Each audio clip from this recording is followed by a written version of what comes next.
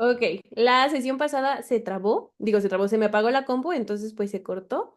Entonces ya regresamos y estábamos hablando de osmolaridad plasmática. La osmolaridad plasmática es la cantidad de solutos como tal en el plasma, en torrente sanguíneo, ¿ok? Este es el valor que menciona el sílabus. Sin embargo, dependiendo del material que consulten, incluso el departamento dentro del mismo material complementario, las diferentes bibliografías, puede haber variaciones desde 390 hasta 320, ¿ok? Entonces, no se preocupen, no, esto es más o menos, ¿ok? Aproximadamente tiene que estar rondando por ahí la osmolaridad plasmática correcta. Ahora sí. Si suponiendo que la osmolaridad plasmática estuviera por encima de esto, entonces estaríamos hablando que en torrente sanguíneo habría una hiperosmolaridad, ¿ok? Entonces, si esto estuviera aumentado, estaríamos hablando de hiperosmolaridad.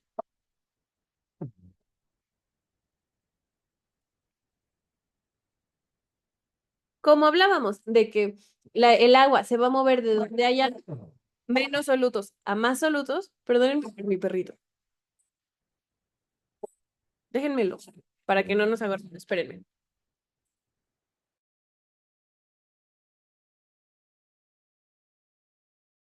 Creo que ya lo voy a sacar. Denme un segundo.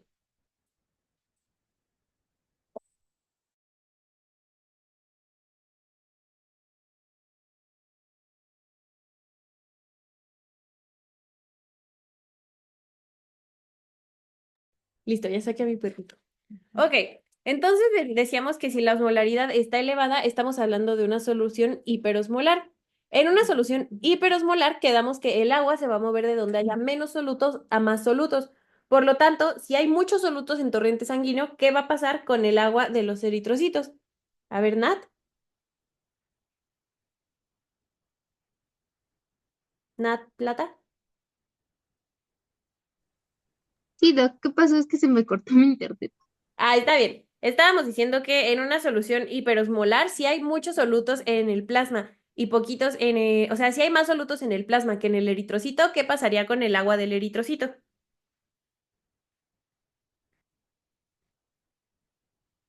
¿Tienes una idea? Sí, no, Sí, no. estamos hablando de la hiperosmolar, ¿verdad? Ajá, Así es, hiperosmolar, según yo, se crenaba, ¿no? Se hacía como una pasita. exacto. Procedería a crenarse, se haría como una pasita porque entonces el agua del eritrocito empezaría a salir a torrente sanguíneo. Al momento de salir, pues el eritrocito terminaría deshidratado y pasaría esto, que precisamente se le llama crenación. Entonces lo ponemos acá. Crenación. En cambio, si tenemos que nuestra osmolaridad plasmática es menor a 280 más o menos, estaríamos hablando de que tenemos una solución hiposmolar. Hipoosmolar. Eso quiere decir que en torrente sanguíneo va a haber menos solutos que en los eritrocitos. A ver, Anaís Reyes, ¿estás aquí? Sí, ¿Qué pasaría con el eritrocito si estuviéramos hablando de una solución hiposmolar en torrente sanguíneo? no me acuerdo cómo se llamaba, pero era cuando entraba mucha agua y hinchaba. Sí, sí, perfecto. Exacto. Cuando tenemos una solución hiposmolar, el agua estaría entrando al eritrocito. Al momento de entrar al eritrocito, pues este eritrocito se hincharía hasta reventar. A eso se le llama hemólisis. Entonces, en ese caso ocurriría hemólisis. Hemólisis. Ok, entonces ya sabemos qué pasa cuando tenemos una solución hiperosmolar o una solución hipoosmolar en torrente sanguíneo. ¿Ok? Pero ahora, ¿cómo calculamos la osmolaridad plasmática? Para calcular la osmolaridad plasmática vamos a tener dos posibles fórmulas. ¿Ok?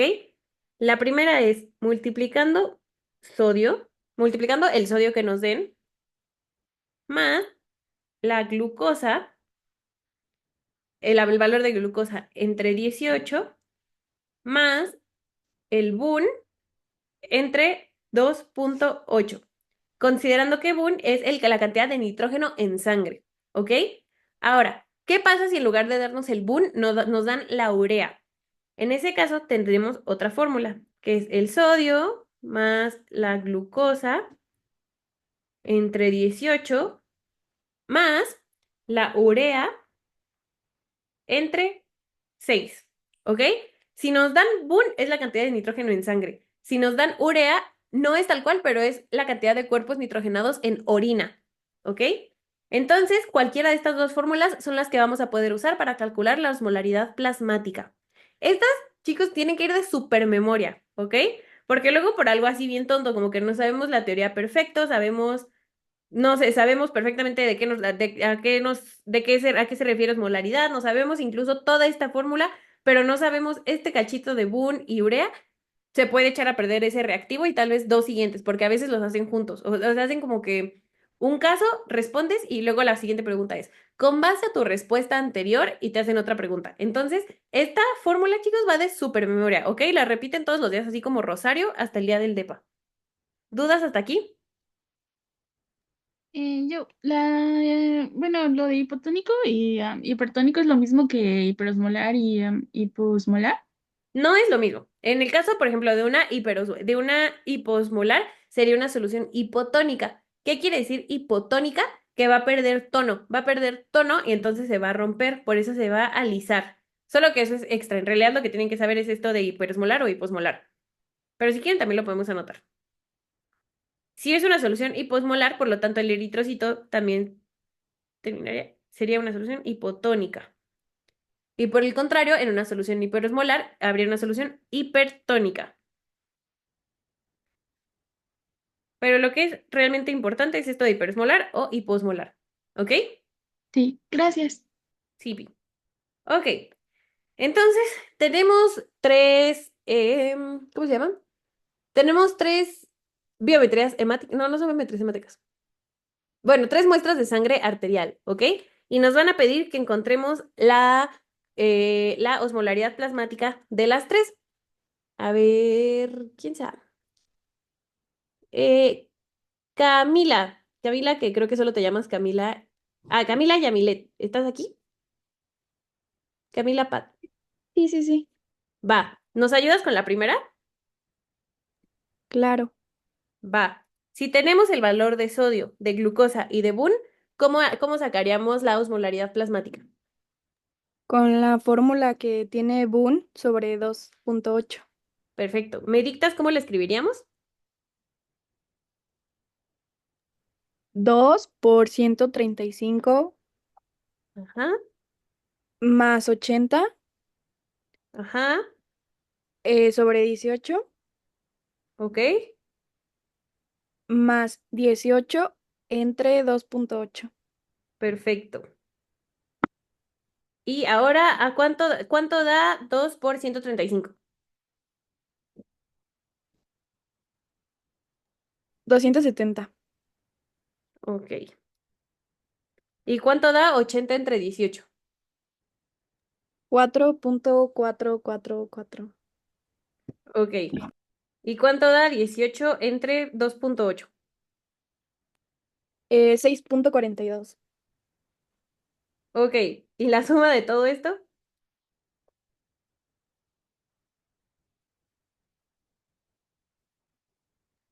280.86. Ok. Y entonces, esta, la osmolaridad plasmática se encontraría correcta, estaría hiperosmolar o estaría hiposmolar. Estaría correcta. Muy bien. Esperen, mis perritos se están peleando, creo. Denme dos.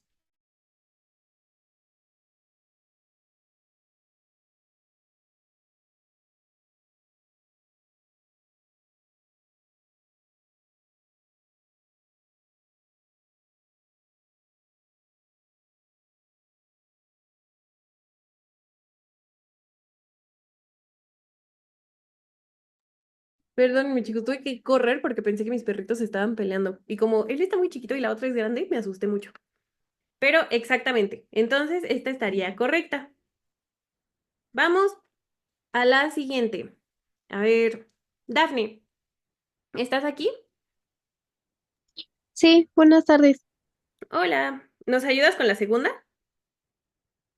Mm, Sí, sería 2 por 148 Ajá, más 110 entre 18 ajá. y 22 entre 2.8. Ok. Y una vez haciendo eso, ¿cuánto nos daría la multiplicación de 2 por 148?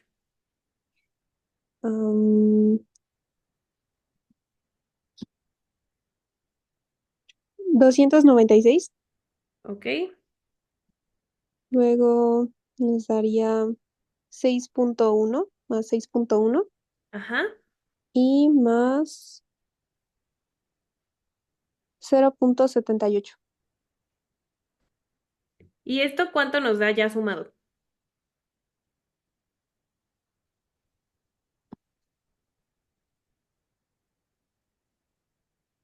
302.88. Doctora, ¿no es entre 22 entre 2.8 no es 7.85? Sí, sí, tienes razón. Aquí es 2.8, no 28. Ah, Entonces, perdón. está bien, está bien. Entonces, ¿cuánto sería en el último? 7.85. Ah, ahora sí. Y entonces, ¿cuánto nos daría al final?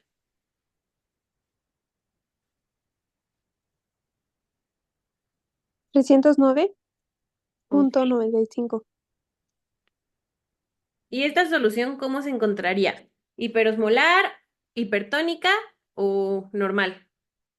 ¿O isosmótica? ¿Normal? Muy bien, está bien. Y lo que es lo mismo a isosmótica. Ok, a ver ahora. Salvador, ¿nos ayudas con la tercera? Sí, doctora. Va. ¿Me dictas cómo lo haríamos?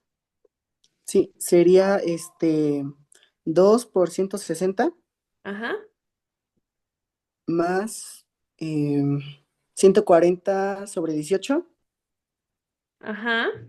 más 28 entre de 2.8. Ok. ¿Cuánto es 2 por 160? 220 Ok. ¿Y 140 más 18? sobre 18, ¿no? Serían Esa. 17.5. 7.5. 17.5. Sería 320, ¿no? ¿140 entre 18? ¿O ya total? No, no, el de 2 por 160. Sí, es 320, no es 220. Yo también dije, perfecto. Ahora sí, 140 entre 18. 7.7. Ok. ¿Y 228 entre 2.8? 10. Perfecto. ¿Y cuánto nos da la suma de todo esto?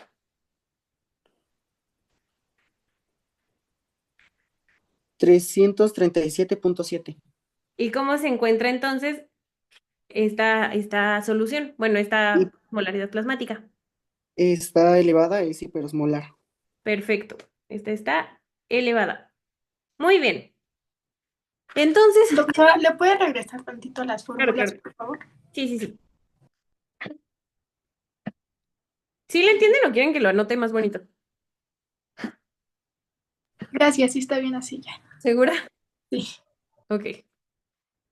Bueno, ¿ya? Ya, gracias. Ok. Entonces pasamos a la parte de diluciones, ¿ok? ¿Qué es una dilución? Básicamente es crear una solución a partir de otra. Les van a decir como tenemos, esperen, déjenme lo bajo. Tenemos tal solución de tal molaridad o tal volumen o tal concentración y necesitamos conseguir esta otra. Entonces, para esta, la fórmula así universal va a ser la siguiente. Va a ser la primer concentración por el primer volumen es igual a la segunda concentración por el segundo volumen. ¿Ok? Esa es la fórmula así como universal. Para este no hay más que explicar, entonces vamos directo a los problemas. Monse, la que no tiene otro nombre aquí en el Zoom, ¿nos ayudas? Monse, la foto de perfil que tiene una muñequita con fondo blanco.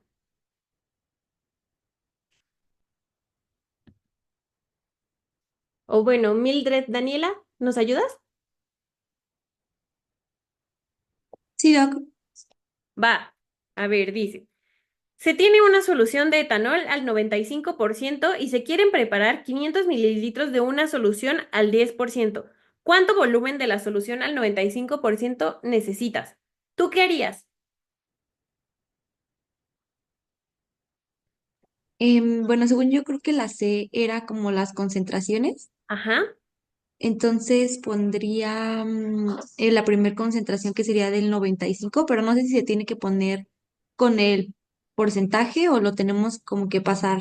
está bien, como tú quieras, pero que las dos sean iguales. O sea, que la concentración de aquí sea Ah, igual a ok. la que tengas acá. Como tú quieras. Ok, entonces sería normal, así 95. Ajá. Luego sería el volumen uno que sería 500 mililitros. Eh, pero esta, Ah, no. ajá, tu primer solución es del 95%. Y la Ujú. segunda que vas a preparar necesitamos que sea de 500 mililitros. Entonces, el volumen uno no lo tenemos. ¿Estás de acuerdo? Sí, sí, sí. Ok, entonces, volumen uno, quién sabe. Ahora sí, ¿cuál sería la segunda concentración? De la, Sería la del 10%. ajá. ¿Y esto por cuánto? Ahora sí por 500. Sí, perfecto. Sí, sí, sí. Muy bien. Y entonces, una vez vamos, que vamos resolviendo esto, ¿cuánto es 500 por 10? 5000. 5,000. Ok, ¿y de aquí qué harías, Mildred? Pues sería como despejarla. Ajá, Entonces, si el 95 estaba, bueno, está multiplicando, se pasaría dividiendo del otro lado. exacto. Y entonces sería 5000 entre 95. ¿Estás de acuerdo? Sí. ¿Y cuánto nos da?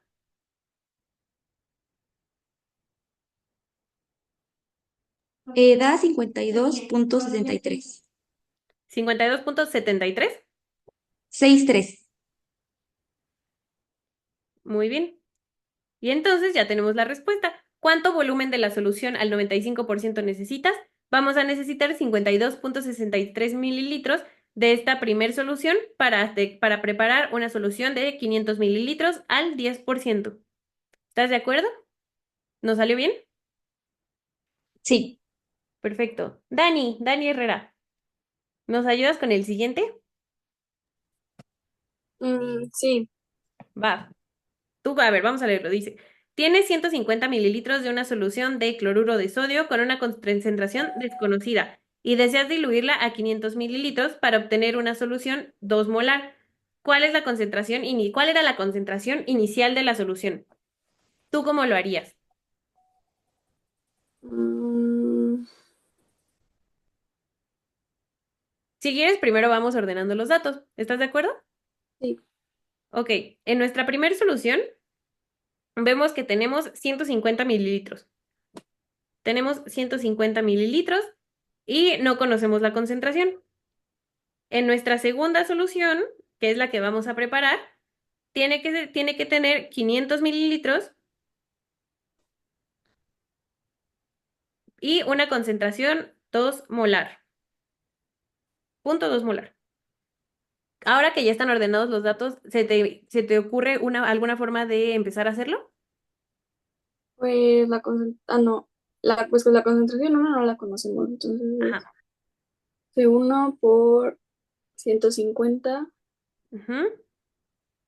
es igual a 500 por... ¿Estás segura que 500?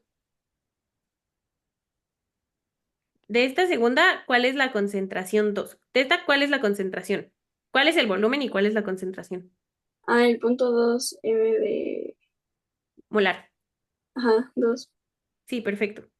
Entonces sería igual a 2 molar, bueno, 2 solito, por 500 mililitros. Ok. ¿Y cuánto nos da punto 2 por 500?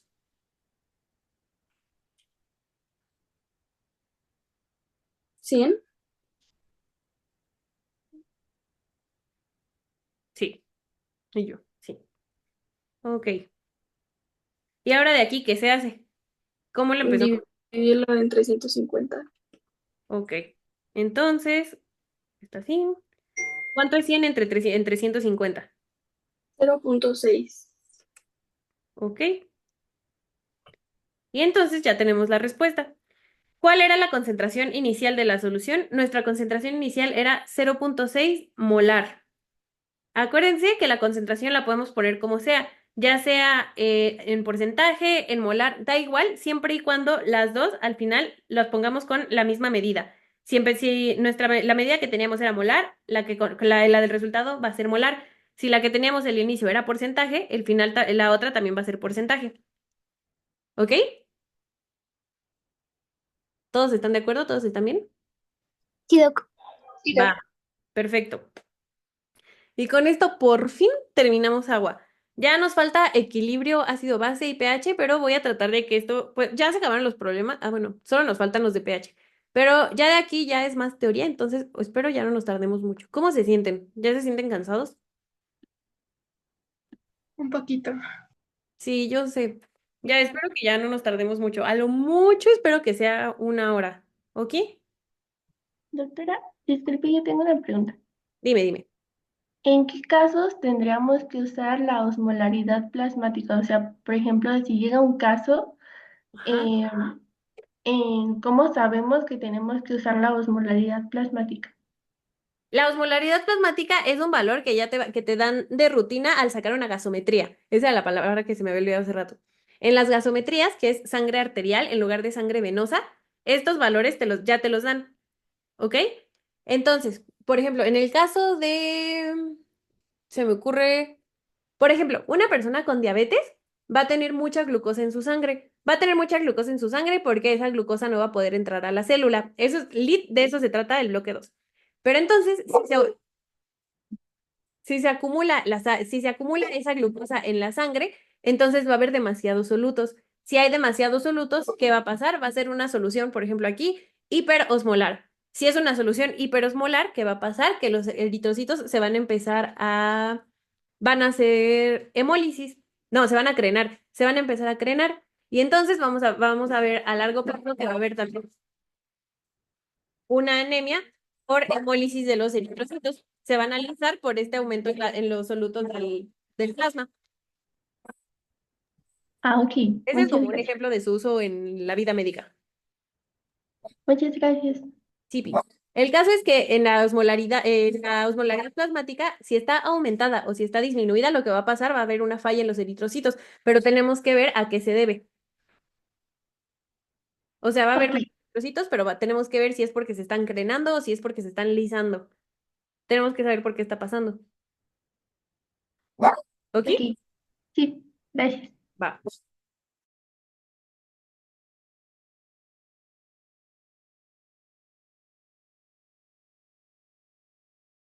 Estaba hablando con el micrófono apagado. Ahora sí, vamos a equilibrio ácido-base, ¿ok?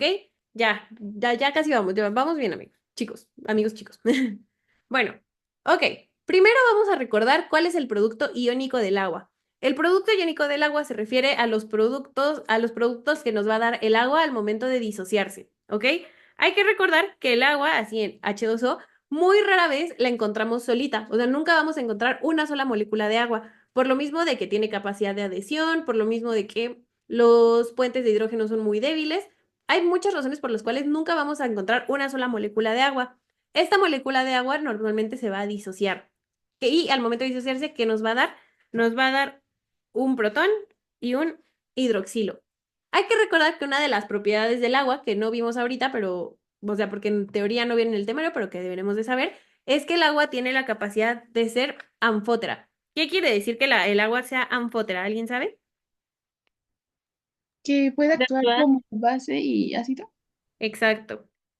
Bueno, lo voy a poner de otro color. Exacto. ¿Y a qué se refiere esto de que puede actuar como ácido o como base?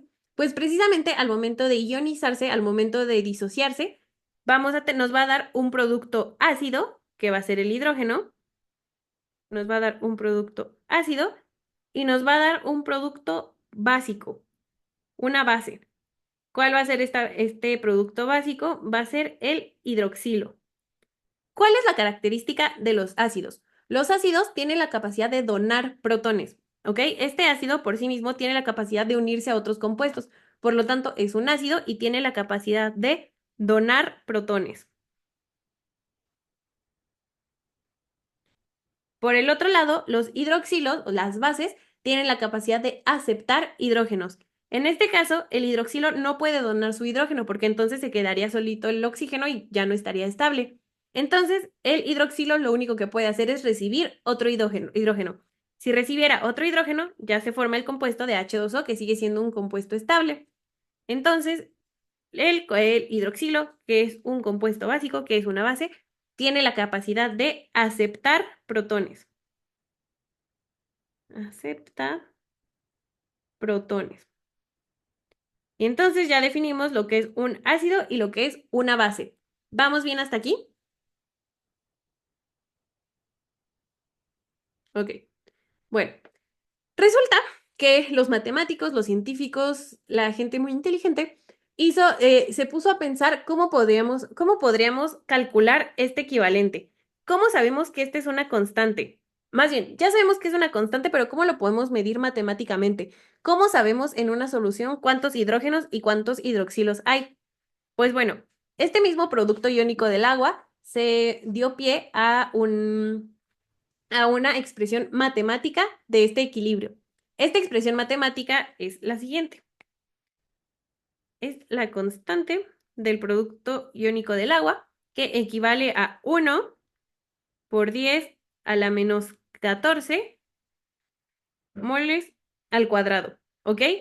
A eso equivale, lo voy a volver a poner para que quede más bonito, pero a eso equivale el producto iónico del agua. 1 por 10 a la menos 14 moles al cuadrado, ¿ok? Donde de estos sabemos que 1 por 10 a la menos 7 son hidroxilos y 1 por 10 a la menos, los mismos 1 por 10 a la menos 7 son hidrógenos, ¿ok? En el agua neutra, en el agua pura a temperatura ambiente, que alguien repítame, ¿a cuánto es la temperatura ambiente? 25. Perfecto, perfecto. Entonces, el agua pura a temperatura ambiente va a tener la misma cantidad de hidroxilos como de hidrógenos, ¿ok? Y nos va a dar eso pie a nuestra escala de pH, que vamos a ver próximamente. Entonces ya sabemos que el producto iónico del agua es igual a 1 por 10 a la menos 14 moles al cuadrado. Y ahora sabemos también que la concentración de protones o de hidrógenos va a ser igual a 1 por 10 a la menos 7 moles al cuadrado. Y la concentración de hidroxilos también nos va a dar 1 por 10 a la menos 7 moles al cuadrado. ¿Hasta aquí todos vamos bien? Sí. Ok. Entonces vamos a ver 3 problemas rápidos, solo para asegurarnos de que sepamos cómo funciona esto del producto iónico del agua. Vamos a empezar por este de aquí. Vamos a ver. Sharon, ¿estás aquí? Sí. Perfecto. ¿Nos ayudas con el primero? Con este. Sí, a ver. Dice, la concentración de hidrógenos en una solución es 2 por 10. Le puse así entre paréntesis porque no me dejaba poner la potencia. Pero es 2 por 10 a la menos 5 moles. Calcula la concentración de hidroxilos. ¿Tú cómo lo harías? ¿Cuál es la concentración? ¿O quieres que lo vayamos haciendo juntas? Sí, por favor, porque... Va, está bien, está bien. Hay que acordarnos. Dime. No sé. ¿Sí? Ok. Primero hay que acordarnos de que el producto iónico del agua es igual a la concentración de hidrógenos más la concentración de hidroxilos. Entonces, bajo este supuesto, me va a quedar, quién sabe si me alcanza el espacio, pero si no lo hago chiquito. Vamos a pasar esto para acá. Ok, bajo este supuesto sabemos que 1 por 10 a la menos 14 es igual a la concentración de hidrógenos que no conocemos, no, que sí conocemos, que es 2 por 10 a la menos 5 más la concentración de hidroxilos, que es la que no conocemos. Una vez despejado, ¿qué harías después? ¿Qué harías ahora? Lo pasaría dividiendo las dos unidades. Bueno, los dos. ¿Qué dividirías? El 2 por 10 a la menos 5 por 1 por 10 a la menos 14. Pero ¿por qué lo dividirías si aquí está sumando? No, entonces lo pasaría a restando, que es su operación contraria. Exacto. Entonces nos daría, lo voy a poner solo con el láser porque no me va a caber, pero pues ustedes ya anótenlo bien, ¿va? Entonces sería 1 por 10 a la menos 14 menos 2 por 10 a la menos 5. Y eso ya nos daría el equivalente a los hidroxilos. ¿Alguien lo puede hacer en la calculadora y decirme cuánto da?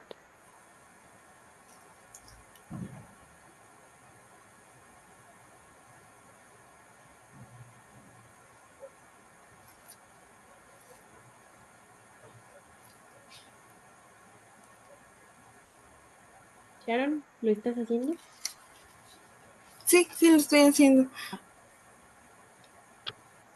Me salió negativo. ¿Cuánto te dio?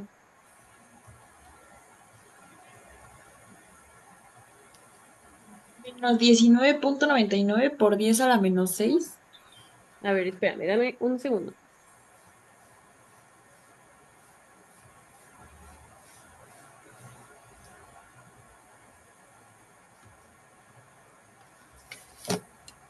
Mm,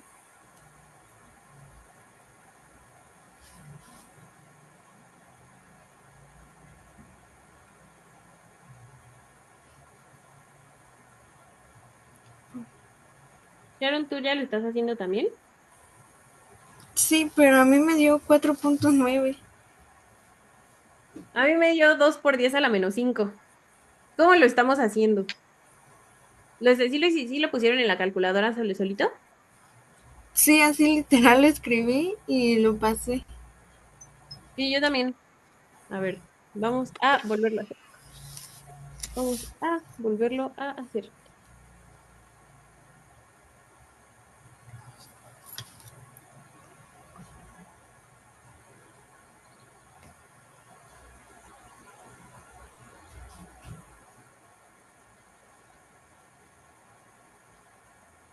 A ver, si a alguien le va saliendo, me dice.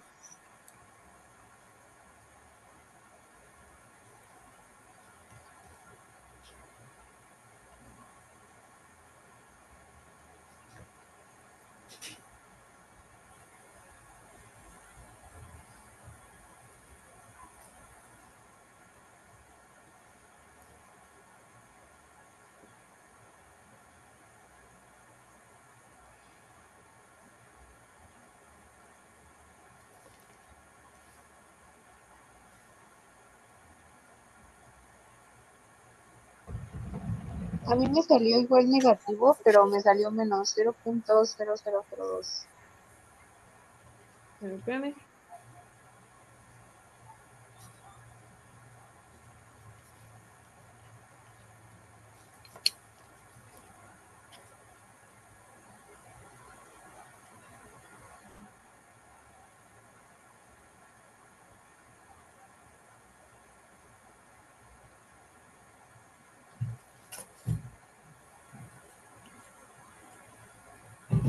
¿Cuánto te dio? Pero a la última que dijo, ¿cuánto le dio?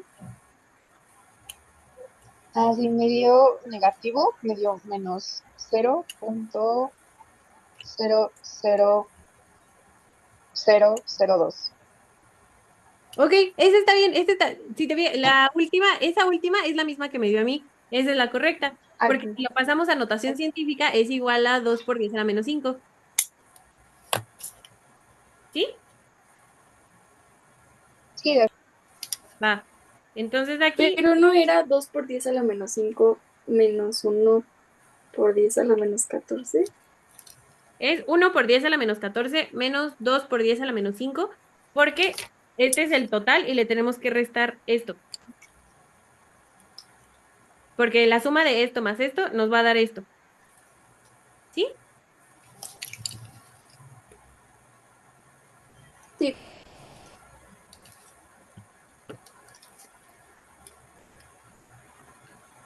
Tiene que dar negativo, es que a mí me dio positivo. ¿Cuánto te dio? 4 ceros y 19. Ah, mira, este es lo que dijo Ali. Creo que a todos nos está dando más o menos lo mismo. Bueno, a todas. Porque a Ali le dio menos 1,99 por 10 a la menos 5, que es lo mismo a 2 por 10 a la menos 5. Sí, sí se puede redondear. En las opciones siempre les van a venir o unos más o unos menos, porque igual depende hasta de la calculadora cuántos decimales den. Entonces, sí, todos estamos bien con que sea, todos estamos de acuerdo con que da menos 2 por 10 a la menos 5. Sí, sí, sí. Sí. Ok. Perfecto, entonces menos 2 por 10 a la menos 5, pero va de rosa.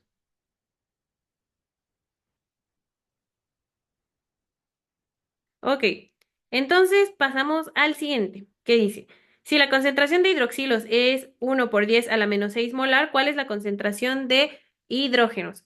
Y entonces es lo mismo. Quedamos que 1 por 10 a la menos 14 es igual a la concentración de hidrógenos, que no conocemos, más la concentración de hidroxilos, que es 1 por 10 a la menos 6. Y aquí está fácil porque si se fijan tenemos los mismos valores. Entonces, si pasamos 1 por 10 a la menos 6, no, 1 por 10 a la menos 14 menos 1 por 10 a la menos 6, únicamente tenemos que sumar los exponentes. ¿Ok? Entonces, 1 por 10 a la menos 14 menos 1 por 10 a la menos 6, ¿a cuánto nos daría? ¿Cuánto nos daría? 1 por 10 a la menos 20. Exacto. ¿Estamos de acuerdo?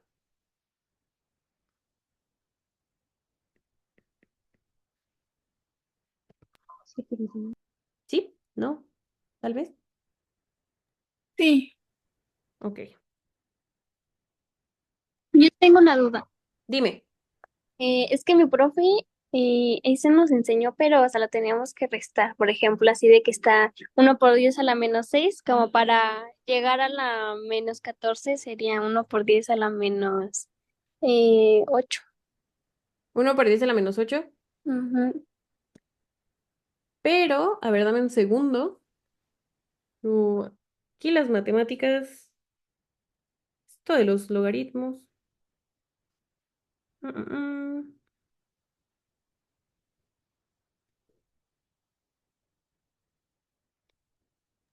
También el mío me lo enseñó con logaritmos, pero no sé cuál es más fácil.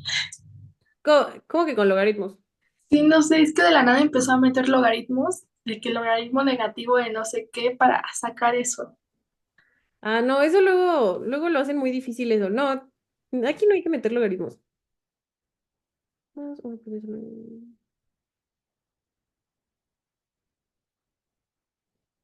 Denme un segundo.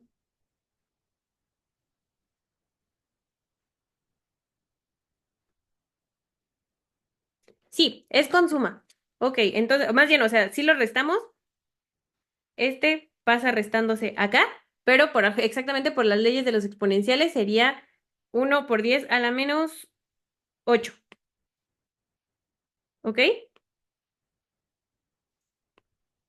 De todas formas, ahí ustedes van a tener la calculadora. Lo que importa es saber cómo se hace. ¿Todos entendimos bien cómo se hizo? Sí. Ok. Ah, ¿lo podemos volver a repetir, por favor? Sí, claro, claro. Vamos a volver a anotar todo. Ok. Tenemos que el producto iónico del agua es 1 por 10 a la menos 14. Esto va a ser igual a la concentración de hidrógenos, que no conocemos, más la concentración de hidroxilos, que es 1 por 10 a la menos 6. Bueno, aquí lo vamos a anotar completo. Entonces, para empezar a despejar, este que está sumando tiene que pasar restando, que es su operación contraria. Por lo tanto, sería 1 por 10 a la menos 14 menos 1 por 10 a la menos 6. Y eso nos va a dar 1 por 10 a la menos 8. ¿Ok?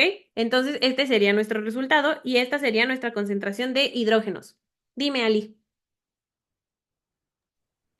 Doc, es que a mí cuando mi doctor me dio este tema, sí me dio esas fórmulas, pero también me dijo que, bueno, me dio una fórmula para sacar los hidroxilos y los hidrógenos, y era, para los hidroxilos era 1 por 10 a la menos 14 menos el pH, y luego para los hidrógenos era 1 por 10 a la menos 14 menos el pOH. Solo que me dijo que eso es para diferentes soluciones que no son agua, pero no sé si esté bien o no. Vamos a ver lo del pH en la diapositiva siguiente. Aquí es suponiendo que no nos estén dando nada de pH, porque, por ejemplo, en este tipo de problemas no sabemos de cuánto es el pH, entonces no lo podemos, tendríamos que hacer un paso extra. Ah, ok, ok. Pero Vale, también se gracias. puede con pH y es lo que vamos a hacer ahorita en un segundo. ¿Ok? Tipi. Bueno, y entonces tenemos este último problema que dice, una solución de este compuesto tiene una concentración de 0.05 molar. ¿Cuál es la concentración de hidrógenos? Entonces vamos a lo mismo. Entonces, tenemos que el producto iónico del agua es igual a 1 por 10 a la menos 14, igual a la concentración de hidrógenos que no conocemos, más la concentración de hidroxilos, que es una concentración de 0.5 molar, la concentración de hidrógeno. Ah, miren, aquí es diferente.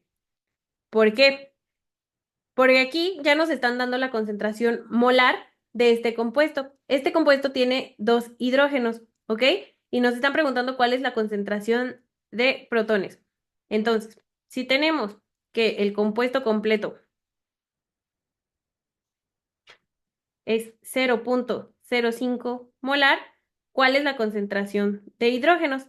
Tenemos 2 hidrógenos y por lo tanto tenemos que multiplicar nada más 0.05 por 2, que es igual a 0.10. La concentración de hidrógenos en este caso es igual a 0.10 molar. Tenemos que ver muy bien qué nos están pidiendo en el problema. Si se fijan aquí, no tenemos concentración de hidroxilos, pero sí tenemos una molaridad.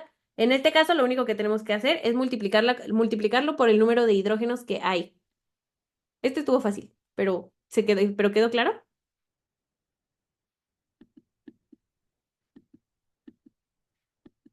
Sí, ¿no? Tal vez. Sí. ¿Para mí lo puedes repetir? Sí, claro, claro. Ok, el problema dice, una solución de este compuesto tiene una concentración de 0.05 molar. ¿Cuál es la concentración de hidrógenos? En este caso, no lo podemos hacer con esta misma fórmula porque no tenemos la concentración de hidroxilos. Como no tenemos la concentración de hidroxilos, pero sí tenemos la concentración molar de todo el compuesto, vamos a ver qué tenemos. Primero ordenamos los datos.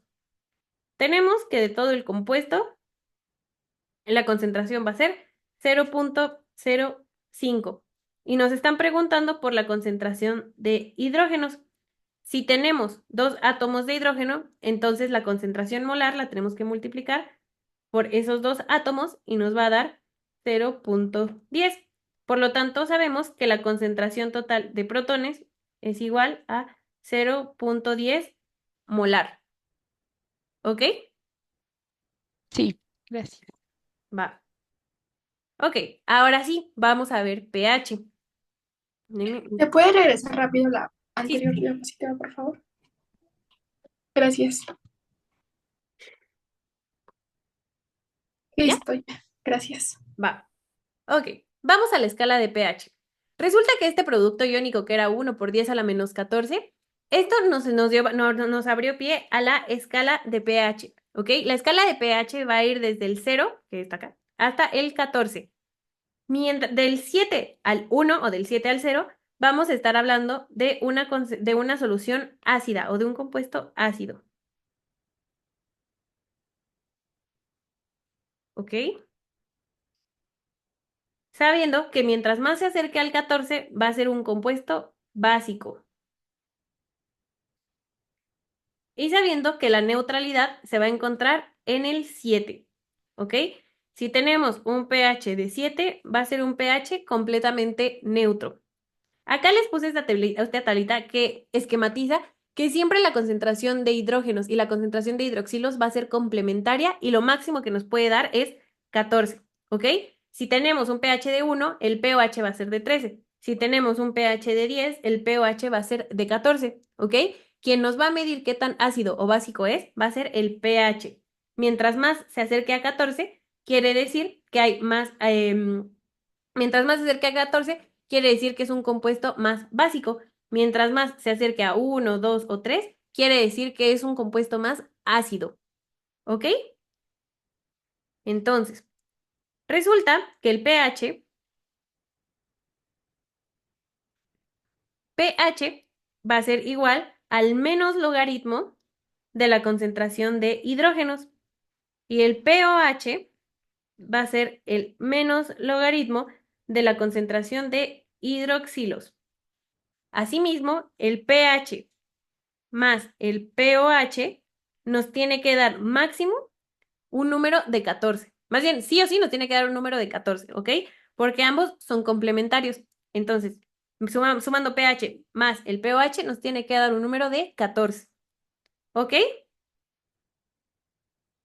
Y entonces dice, vamos a empezar por el de abajo, que dice, una solución tiene un pOH de 3. ¿Cuál es la concentración de hidrógeno? Este está muy fácil. Aquí lo único que tenemos que hacer es, si sabemos que el pOH más el pH da igual a 14 y tenemos que el pOH es de 3, ¿a cuánto equivale el pH? ¿Quién me dice? ¿Quién sea? 11. 11. Perfecto. Y entonces aquí ya sabemos que el pH es igual a 11. Ahora sí, vamos a ver el de arriba. El de arriba dice, ¿cuál es la concentración de hidrógeno? Ahora sí, pH, OH, hidroxilos y pOH de una solución 0.02 molar de este compuesto. ¿Ok? Vamos a ver paso por paso qué nos están pidiendo. Para empezar, nos están diciendo que de este compuesto,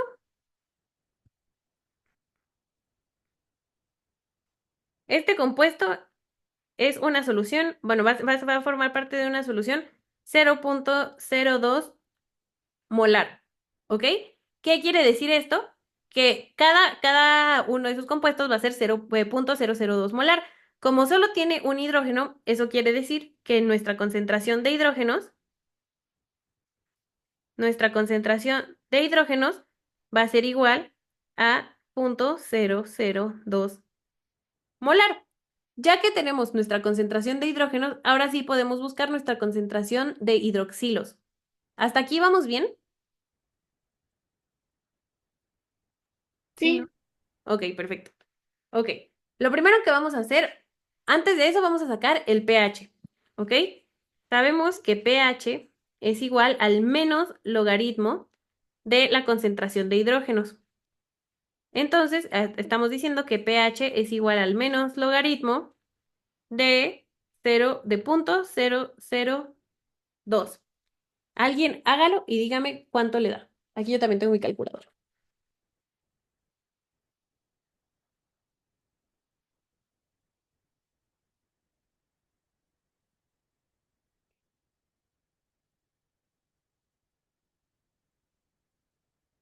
¿Alguien ya lo tiene? A mí me salió 2.69. Perfecto. Entonces, tenemos que el pH es igual a 2.69. Si se fijan, aquí ya tenemos dos cosas de las que nos pidieron.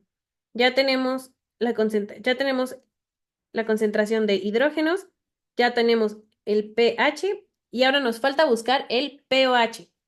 Si ya tenemos la concentración, el pH, ¿cómo sacamos el pOH?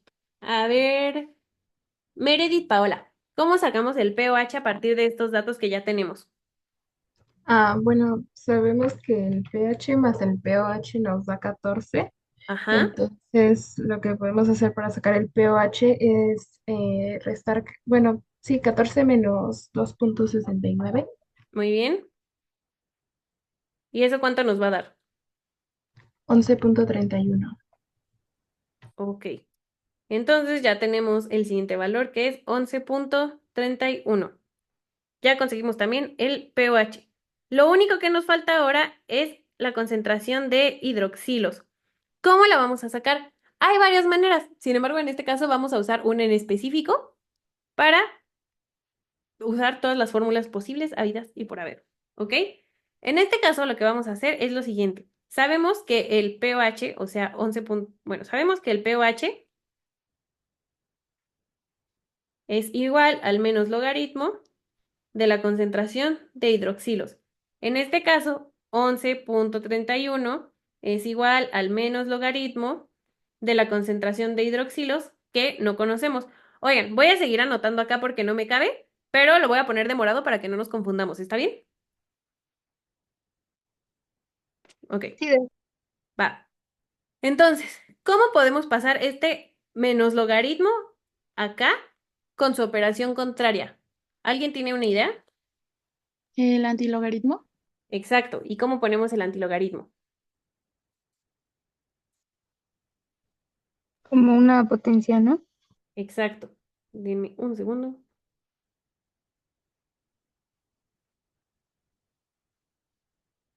Mm, mm, mm. Muy bien. ¿Y entonces cómo lo pondrías?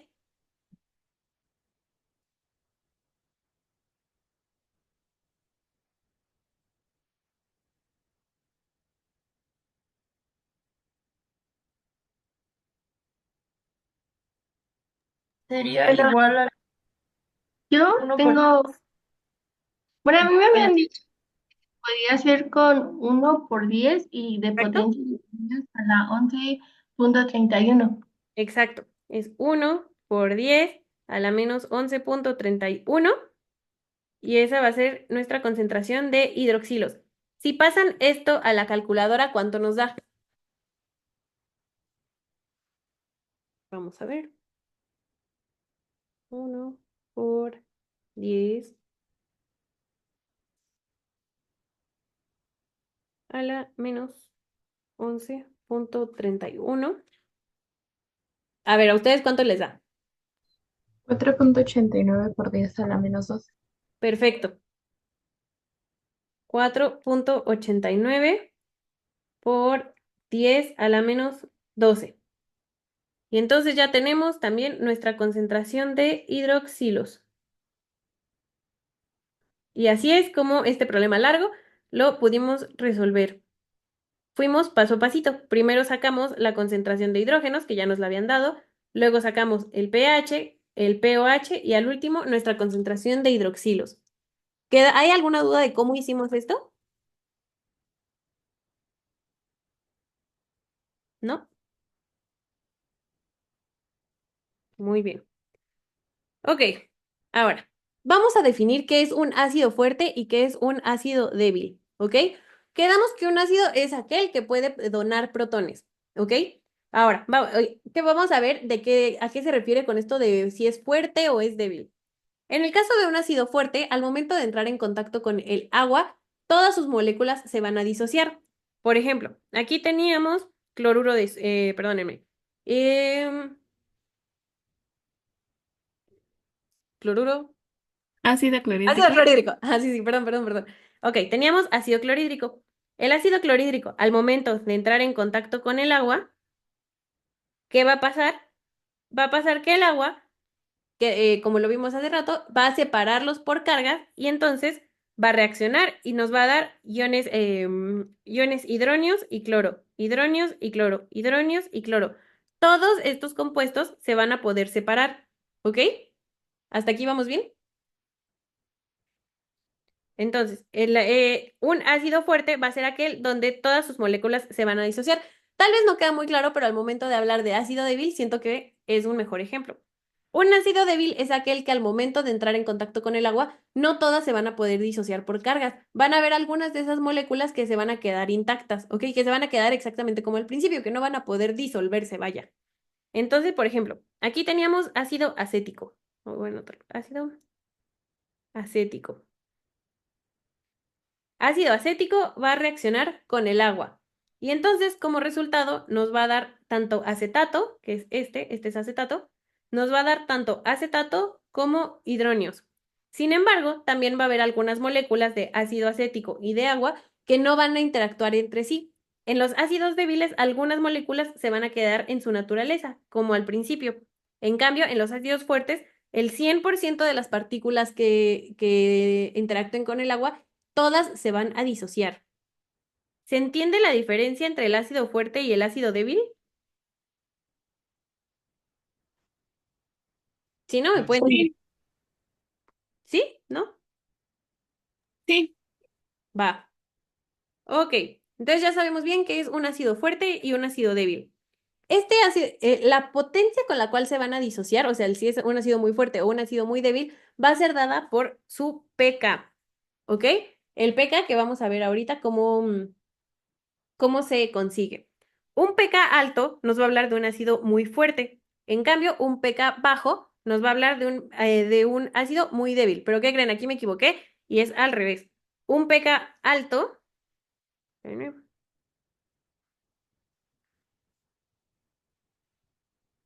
No, pues mejor borro.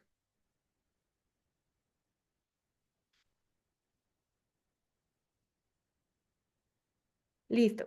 Ok. Un pK alto nos va a hablar de un ácido débil.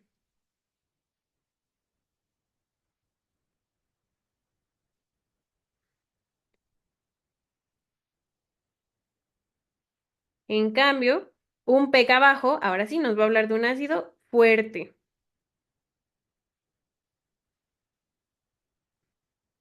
Ok.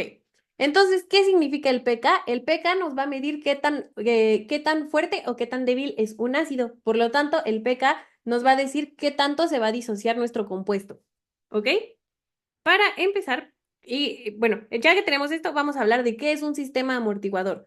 Un sistema amortiguador va a ser un compuesto que va a ayudar a que la solución resista los cambios bruscos de pH, ¿ok? Por ejemplo, en el cuerpo, como vamos a ver más adelante, pero como hemos estado viendo en las clases, nuestros diferentes sistemas amortiguadores van a evitar o que se acumulen muchos ácidos o que se acumulen muchas bases, ¿ok? Nos va a ayudar a mantener la homeostasis, que nuestro pH también se mantenga constante dentro de un rango, ¿ok? Ese va a ser un sistema amortiguador. Parte de un sistema amortiguador es el pK, que nos va a decir qué tan fácil o qué tan difícil se va a poder disociar un compuesto. Esta, esta gráfica de aquí, ¿qué es importante que sepamos? Ya en clases ya vimos cómo pasa esto de la disociación, cómo pasa esto del sistema amortiguador, pero ¿qué les van a preguntar? Les van a preguntar, estoy segura, las partes de esta gráfica, ¿ok? Les van a preguntar qué viene aquí, aquí están los pHs, qué vienen acá, los hidroxilos que se van a ir agregando a la solución. ¿Qué va a pasar aquí en medio? Aquí en medio va a ser la zona de amortiguación o la región tamponante. ¿Cómo se encuentra? ¿Cómo se encuentra? ¿Cuál es la región tamponante? Tamponante. O la región de amortiguación. Va a ser aquella donde el pK sea exactamente igual a la del pH. ¿Ok? La zona donde el pH sea igual al pK va a ser la zona donde la solución va a resistir más a los cambios. ¿Ok? Aquí, aún cuando le estamos cuando aún le estamos echando hidroxilos, no va a cambiar tanto su pH. ¿Por qué? Porque el pK es igual ya alcanzó el mismo valor que el pH y entonces va a estar en su zona de amortiguación, la zona donde va a resistir a estos cambios. ¿Ok? Entonces, ¿qué les van a preguntar de aquí? De esta escala les van a preguntar las partes. De este lado están los ácidos, de este lado están las bases, en medio está la zona de amortiguación, que es cuando el pK y el pH llegan a estar al mismo nivel. ¿Dudas hasta aquí? Claro, todo bien. Ok. Y entonces pasamos a la fórmula de Henderson-Hasselbalch. ¿Ok? Pero, a ver, ¿cuánto nos falta? Vamos a dar los últimos 15 minutitos de descanso, ¿les parece? Porque ya pasamos una hora desde que regresamos. Entonces siento que ya más. Sí, Doc. Va. Entonces nos vemos 3:55. Nos vemos 3:55.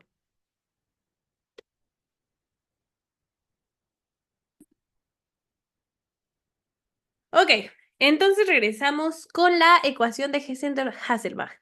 Ok, primero que nada, esta ya la sabemos, es tanto para medir pH como para encontrar pK, ¿ok?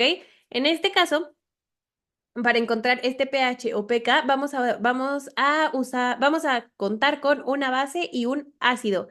¿Alguien se acuerda de cómo era la fórmula? ¿Alguien que ya se la sepa de memoria? Yo, A ver, échale. pH es igual Ajá, a pK ajá, más logaritmo de base sobre ácido. perfecto. Así todos se la tienen que tener de memoria, ¿ok? ¿Cómo sabemos cuál es el ácido y cuál es la base? ¿Cuál es el ácido y cuál es la base? Acuérdense, el ácido siempre va a ser el que tenga más hidrógenos, ¿ok? Si hay alguno de los dos donde haya más hidrógeno, el que tenga más hidrógenos, ese es el ácido. Entonces sabemos que el de abajo es el ácido y arriba va la base, que no se les olvide. Ok, y ahora, con esta misma fórmula, vamos con el primer problema. A ver, Caro Marcial, ¿nos ayudas con el primero? Sí, sería pH es igual a... Espérame, mm, vamos a leerlo. Determina el pH de una solución que contiene 0.05 molar de ácido acético, un pK de 4.76 y 0.1 molar de acetato de sodio. Ahora sí, veme diciendo. Ajá, sería pH es igual a 4.76 Ajá, más logaritmo. La base sería el acetato de sodio, perfecto, que sería entonces arriba 0.1 y abajo 0.05. perfecto. Ok, ¿y cuánto da esa división solita? Mm, voy. Sí, sí, sí. Es 0.2. 0.2. Perfecto. Ahora, el logaritmo de 0.2. Mm,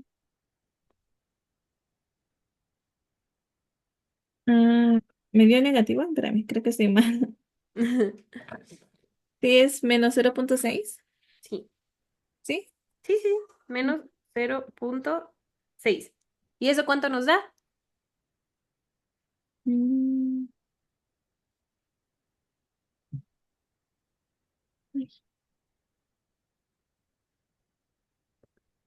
Ay, se me trabó mi calculadora. No pasa nada. A ver. Si alguien lo tiene, me lo puede decir. Doc, tengo una duda. ¿No es 0.05? No, es 0.6. No, pero en el logaritmo de 0.1 entre 0.5, ¿no es entre 0.05? Sí, muy cierto. 0.05. Entonces vamos a repetir esto. ¿Cuánto nos daría? Está en 0.1 entre 0.05. 0.1 entre 0. 2. Perfecto. Entonces, logaritmo de 2. ¿Y cuánto nos da el logaritmo de 2?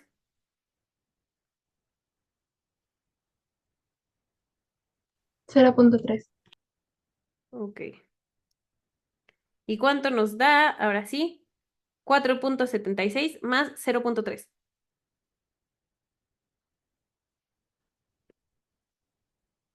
5.06. Perfecto. 5.06. Ok, creo que tenemos perfecto cómo usamos la ecuación de Hessenberg-Hasselbalch. A ver, ¿alguien más? Quiero ver, ¿quién no ha participado?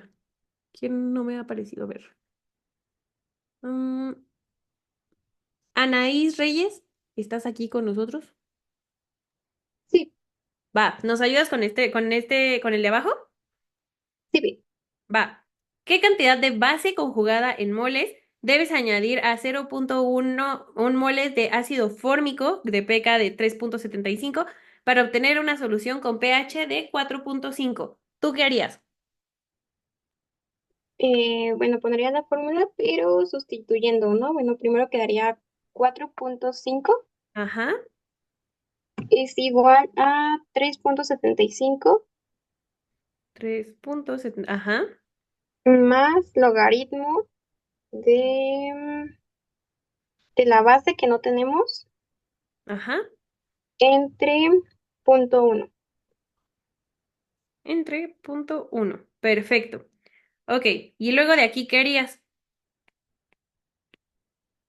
Primero pasaría el 3.75 restando. Ok, ¿y cuánto nos daría? Para ya no anotarlo completo.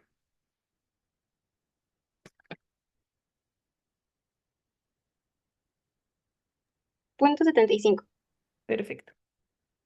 Entonces, punto 75 sabemos que es igual al logaritmo de la base, que no sabemos cuál es, entre 0.1. Ok, y luego de aquí, ¿qué harías?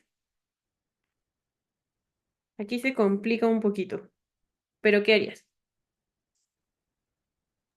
De ahí ya no sé. Ok, de aquí lo que va a pasar es que el logaritmo va a afectar a estos dos para poder separarlos. Entonces, ¿cómo va a quedar? Punto 75 va a ser igual al logaritmo de la base que no conocemos más el logaritmo de 0.1. ¿Ok? Entonces, ¿alguien puede decirme cuánto da el logaritmo de 0.1? Menos 1. Ok, entonces ya tenemos que punto 75 es igual al logaritmo de la base que no conocemos. ¿Cuánto dijiste? ¿Menos 1? Sí. Ok, y ahora este menos 1 lo pasamos al otro lado y nos da 1.75 es igual al logaritmo de a que no conocemos. ¿Y ahora cómo nos deshacemos de ese logaritmo? Con el antilogaritmo Perfecto. Y entonces, ¿cómo lo haríamos? ¿Cómo lo sería notaríamos? 1 por 10 a la menos 1.75. Perfecto. A ver, luego, 1 por 10. Déjenlo separo para que no nos confundamos. Ok. 1 por 10 a la menos 1.75. Ok. Y alguien en calculadora haga eso y díganos cuánto salió.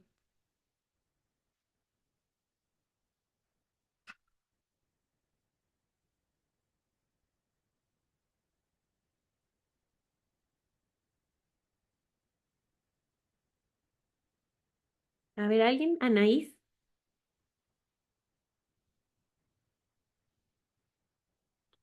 Bueno, a mí me dio 0.017. ¿Todos están de acuerdo? Sí. Ok. Entonces, ese 0.017 va a ser la concentración de la base. ¿Ok? Va a ser, o sea, ese punto 0.017 va a ser igual al... Sí, bueno, a la base, que no sabemos cuál sea. ¿Ok? Sí, tengo una duda, Dime, doctora. dime. El PK siempre nos los van a dar, ¿verdad? Sí, el pK siempre te los van a dar a Ok. excepción de el de la sangre. ¿Se acuerdan de cuánto es el pK sanguíneo? 6.1. Perfecto. Y justo aquí está. Pasamos a la parte de... Oigan, ¿se ve mi pantalla completa o se ve cortada? ¿Sí la ven Sí se ve, completa? doc. Sí, sí se ve completa. Ah, ok, es que yo la veo a la mitad, pero supongo que es por... Pues no sé, porque estoy transmitiendo así. Pero está bien, si ustedes la ven bien, está perfecto. Ok, vamos al pH, a cómo sacar el pH sanguíneo, que esta es una cosa más especial, ¿ok?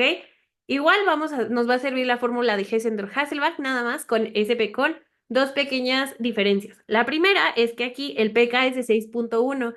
Para sacar pH sanguíneo va a ser la única vez donde no les van a dar el pK, ¿ok? ¿Por qué? Porque el pK ese se lo tienen que saber ustedes de memoria. Todos los demás problemas de, pK, de Hessenberg-Hasselbalch les van a dar... lo que son pesos moleculares y pKs, no se preocupen, se los van a dar. ¿Ok? Entonces, vamos a ver cómo sacar pH sanguíneo.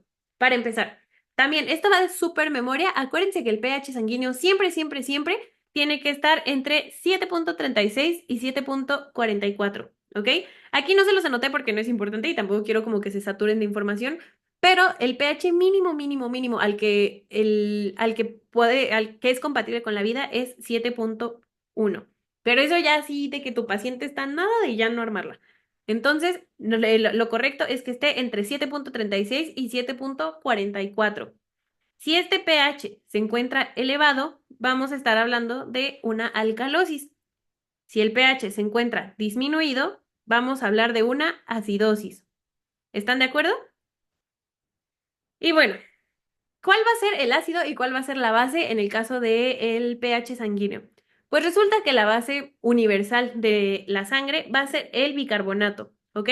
El bicarbonato, este valor también va de memoria, va de 24 a 28 miliequivalentes por litro. Es más, se los voy a subrayar porque es súper importante. Y algo que no les dije en clase y tampoco se los anoté, pero que es muy importante y podría ser pregunta, me acuerdo que en mi año sí lo preguntaron, ¿qué relación hay entre el bicarbonato y el CO2?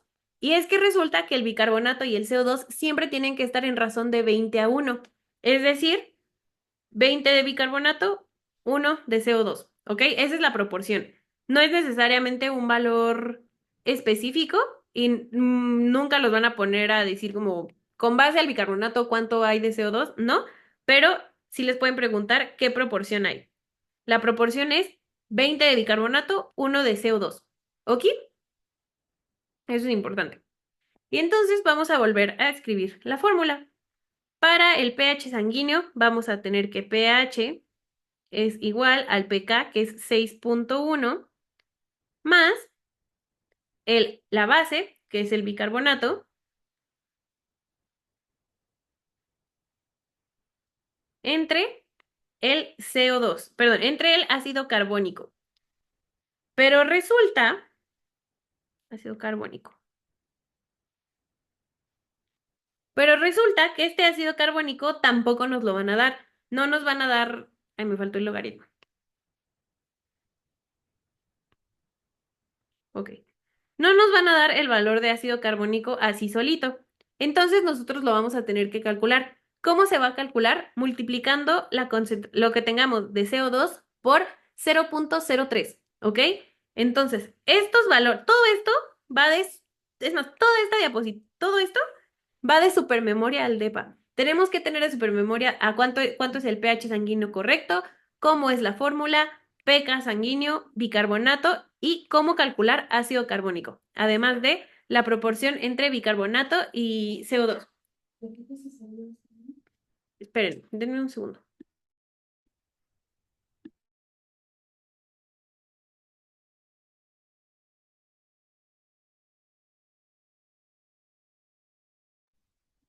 Ya. Ok. Y entonces aquí también nos van a dar gasometrías. Nos van a dar gasometrías donde ya nos van a dar los valores de los valores sanguíneos del paciente y nosotros vamos a tener que calcular lo que se nos pida. Entonces, ¿quiere alguien ser voluntario o elijo a alguien al azar para que me ayude con el primero? Bueno, a ver, Fernanda Soler, ¿estás aquí?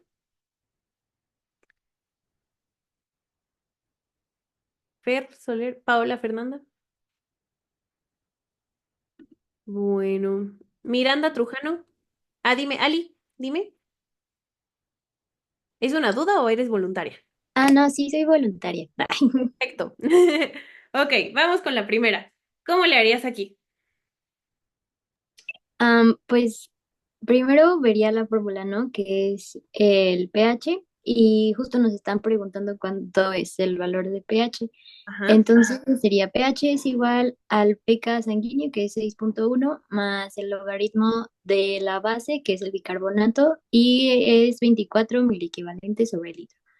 Y después tendríamos que sacar el ácido carbónico, pero como no lo tenemos, tendríamos que multiplicar la concentración de CO2 por 0.03, entonces sería 40 por 0.03. Perfecto. Y ahora, ok, ¿cuánto nos da 40 por 0.03? 1.2. Perfecto. ¿Y cuánto es 24 entre 1.2? 20. Perfecto. A ver, vamos a anotarlo aquí. ¿Cuánto es el logaritmo de 20? 1.30. Ok. Entonces, lo voy a anotar acá arriba, ¿eh? Espero no se confundan. O espero ustedes también lo estén anotando un poco más ordenado. ¿Cuánto me dijiste? 1.30. Ok, ¿y cuánto es 6.1 más 1.30? 7.4. Perfecto. Y entonces, ¿el pH de nuestra paciente cómo se encuentra? Entre los valores, ¿no? Normal. Perfecto. Muy bien, Ali. Muy bien. ¿Alguien que me quiera ayudar con el segundo? O si no, Miranda Trujano, ¿estás aquí? Ay, sí, aquí estoy, ¿me escucho? Sí, padrísimo. ¿Nos ayudas con el segundo? Vale, sí, Va. A ver, échale. Tú dime y yo voy ok. anotando. Díctame. Sí, entonces sería 7.28, que es el pH, Perfecto. es igual a 6.1 más, dividimos el bicarbonato, que no lo tenemos. Te falta algo, te falta un paso. Ah, Vas bien, vas el perfecto. logaritmo. Perfecto, ajá. Sí, sí, más el logaritmo. No se les vaya a olvidar, porque a mí sí llegó a olvidárseme alguna vez y dije, o sea, como que el resultado me salía súper diferente a las opciones. El logaritmo, Ajá, y se divide el bicarbonato entre el bicarbonato que no 60, tenemos, que es ¿de la acuerdo? que no tenemos, ajá. Ajá, Em, y abajo ponemos 60 por 0.03. muy bien. Ujú. Ok, ahora dime cuánto es 60 por 0.03. Es 1.8. 1.8. Ok, ahora de aquí, ¿qué harías? Mm, tendría que despejar. ¿Sí? em, no sé, podría empezar desde el 6.1, pasarlo al otro lado. Sí, perfecto. Lo Ok, restarías, ¿estás de acuerdo? sí, sí. ¿Cuánto nos da? Sí, sí.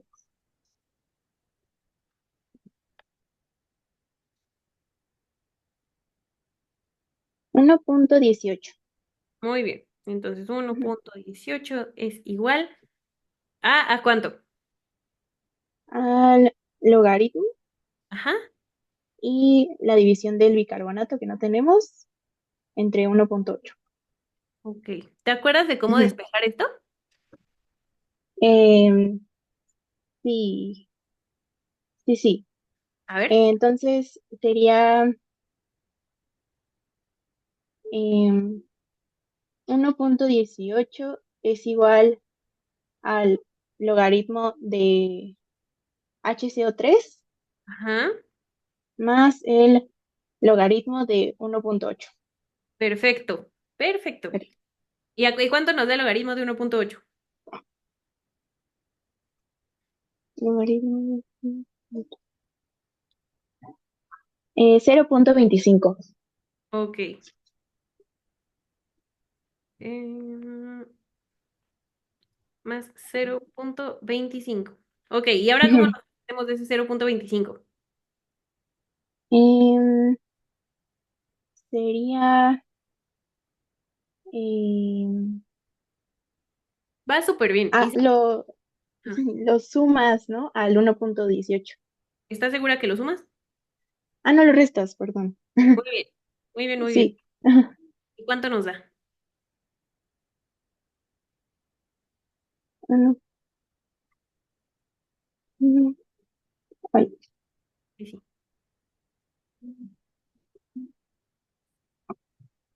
0.93. Ok, 0.93 es igual al logaritmo del bicarbonato. ¿Y ahora qué Ajá. procede? Em, ahí, para quitar el logaritmo, se pasaría a antilogaritmo ¿Perfecto? Lo voy a poner y aquí, sería, o sea, aquí, sí, pero ajá, y sería 1 por 10 a la menos 93. perfecto. Ok, ¿y cuánto? A la menos 0.93, ¿no? No, Menos 0.93. no estoy segura de que... Ok, ok. ¿Y cuánto nos da eso? Mm, mm. Me da 0.11. Perfecto. Y entonces ya sabemos que nuestro bicarbonato... No, pero se me hace que no. Porque no, el bicarbonato no nos puede dar 0.11. Entonces vamos a ver. Vamos a Ok, ver cómo pasamos ese logaritmo. sí. Dame un segundo. Mm,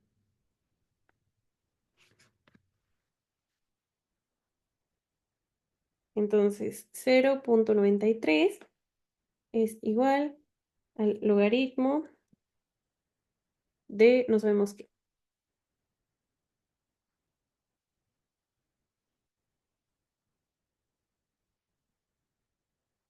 Ok.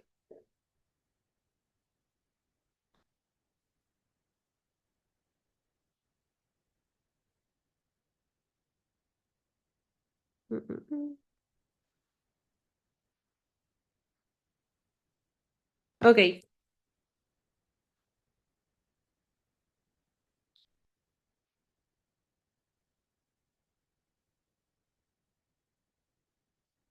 Y ya. Bueno, pues resulta que al momento de pasarlo, en este caso no le vamos a poner el... Ah, caray, ¿dónde estábamos? Aquí. Al momento de pasar el logaritmo de este lado, no le vamos a poner el signo, ¿ok? Entonces sería únicamente 1 por 10 a la 93 igual al bicarbonato. Ahora sí, ¿cuánto nos da?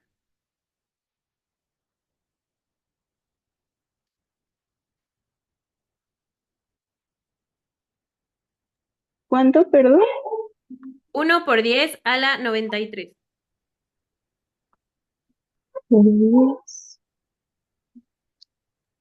¿No sería .93? Espérenme, perdónenme. Ya, ¿se escuchó mi llamada? Ajá, ¿Escuchó que me llamaron? no se escuchó. Ah, bueno, sí, eso. Ok, sí. Me da 1 por 10 a la punto 93. ¿Cuánto nos da? Ajá, 8.5. Ahora sí ya tiene más sentido, ¿están de acuerdo? Sí, Ok, sí, entonces lo vamos a anotar, pues aquí. Entonces, el bicarbonato es igual ¿a cuánto? 8.51. Perfecto. Entonces, ya descubrimos cómo usar la ecuación de Hesse-Hasselbalch para, por ejemplo, para despejar pH, para despejar bicarbonato, y ya podríamos despejar cualquier cosa que nos pidan en cuanto a sangre. ¿Vamos bien hasta aquí? Sí, Doc. Doctor. Dime, dime. Cuando lo pasamos a antilogaritmo, ¿cómo sabemos entonces que no va a llevar el signo negativo? Porque en los No. otros ejercicios ya lo pusimos. Sí, sí, sí, pero no lo pongan. Solo no lo pongan porque lo más que puede cambiar es el signo. ¿Ok? O sea, si no lo ponen, es más, o sea, si no lo ponen y ya tienen la respuesta en las opciones, ya con eso. ¿Ok? Si por ejemplo ahorita lo sacan y como que dicen como que no tiene mucho sentido, ya o sea, lo vuelven a hacer y lo ponen. O sea, la verdad es que aquí no es examen de matemáticas. No les van a preguntar así exactamente como el signo, cosas así. Lo que les importa es saber que sepan hacer la fórmula. ¿Ok? Entonces realmente no lo pongan. Y si ahí está la respuesta, esa es la respuesta. Y punto. Ok, gracias. Va. Yo sé que esa respuesta sonó cero profesional de mi parte, pero yo sé que tal vez no sé ustedes, pero yo digo, yo sé regla de tres y los logaritmos no son lo mío. Dime, Ali. Doc, yo tengo una pregunta. Dime. Entonces, el, el valor de bicarbonato estaría muy bajo, ¿no? Porque... Exacto. Ah, ok, ok. ¿Y qué patología tiene aquí nuestra paciente? Tiene acidosis, ¿no? Exacto. Y entonces, si se fijan, tiene sentido porque si tiene acidosis es porque se perdieron las bases. ¿Qué base? El bicarbonato. Entonces tiene sentido que el bicarbonato esté disminuido. Ok, gracias. ¿Sí tuvo sentido? Chipi. Va. Ok, ¿podemos pasar a los amortiguadores? Sí, no, tal vez. Sí. Va. Esto ya está muy fácil porque nosotros en clase ya vimos cada sistema por separado. ¿Alguno de ustedes vio los sistemas con sus doctores? Porque yo la verdad nunca he sabido de algún doctor que les enseñe sistema por sistema, pero les digo que yo se los quise dar porque siento que así se entiende mucho mejor toda la fisiología. ¿Pero alguno de ustedes lo vio con sus doctores? Como cada uno, como nosotros lo vimos. No, no, solo dijo así bien rápido de que, ay, tenemos estos amortiguadores y ya. Ok. Entonces, nadie lo vio. Bueno, no se preocupen, ahí tienen la clase y ahí tienen el apunte. Entonces, con eso es más que suficiente y en realidad no les van a preguntar de cada sistema. Esto se los digo también, quienes están aquí que no estuvieron en el curso completo, dijo que era mucho problema y que mejor no. Estoy leyendo el chat. Para quienes están aquí que solo están en el repaso y no estuvieron en el curso completo, no se preocupen, no les van a preguntar sistema por sistema. Nosotros lo vimos justo para entenderlo mejor, pero no se los van a preguntar. Entonces, o sea, cada uno, pues, cómo funciona, porque nosotros vimos así molecularmente. Entonces, en este caso aquí, en la diapo de de los amortiguadores, únicamente vamos a ver cuál actúa en dónde, porque en realidad es lo único que necesitan. Solo, eso sí, si tienen tiempo, sí denle una repasada a ver cómo funciona todo el sistema, solo para que lo tengan fresco y para que, justo porque les digo que siento que es mucho mejor aprender que memorizar. Entonces es mucho mejor entender cómo está funcionando que memorizar cada cosa. Como ahorita lo que vimos del bicarbonato, que efectivamente estaba disminuido, pero entonces ya con lo que sabemos ya podemos entender por qué estaba disminuido, porque en realidad la paciente sí tenía una acidosis. Entonces, vamos a ver. Amortiguadores corporales en plasma. Plasma o líquido extracelular. ¿Ok? Aquí estamos hablando de plasma. O en general, líquido extracelular. ¿Alguien se acuerda de cuáles son los amortiguadores principales del plasma? Quien sea. El ácido carbónico y el bicarbonato, ¿no? Perfecto, ¿sí? A ver, díganme un color para el ácido, el que quieran, para poner todos los ácidos iguales. Naranja. Amarillo. A ver, me escuché primero naranja, entonces era naranja. Y díganme un color para la base. ¿Azul? Va. Yo la que quieran, solo son colores. Ok.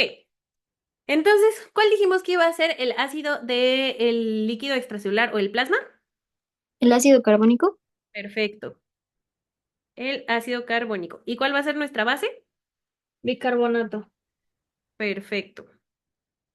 Ok. Ahora, en eritrocitos, que también puede ser líquido intracelular, pero específicamente en eritrocitos, ¿cuál va a ser nuestro amortiguador principal? ¿Qué único? Hemoglobina. Perfecto, hemoglobina. Esto lo voy a poner de negro porque no es como ácido ni base, simplemente nos ayuda a transportar oxígeno y algunos protones. Hemoglobina. Perfecto. Ok, ahora sí, en líquido intracelular, ¿cuáles son nuestros amortiguadores? ¿Los sistemas de fosfato? Fosfatos. Perfecto. ¿Alguien me dicta cómo se escribe el sistema de fosfatos que actúa como ácido? Bueno, está bien. Es H2PO4. Y el que actúa como base es nada más HPO4. Así como tal se llama sistema de fosfatos.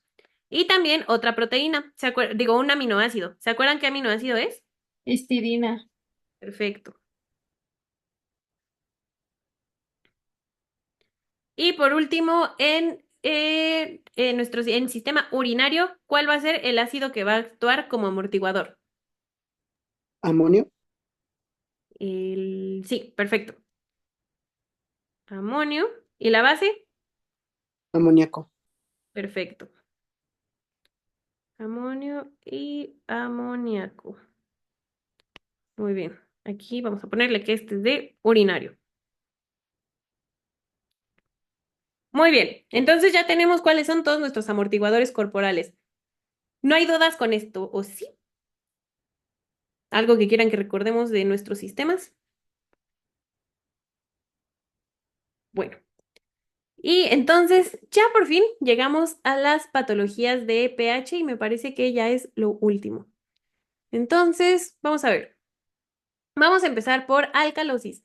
La alcalosis va a ser uno de nuestros primeros trastornos, trastornos de pH, donde, pues como su nombre lo dice, vamos a tener un pH elevado por encima del rango. Por lo tanto, mayor a, ¿qué dice?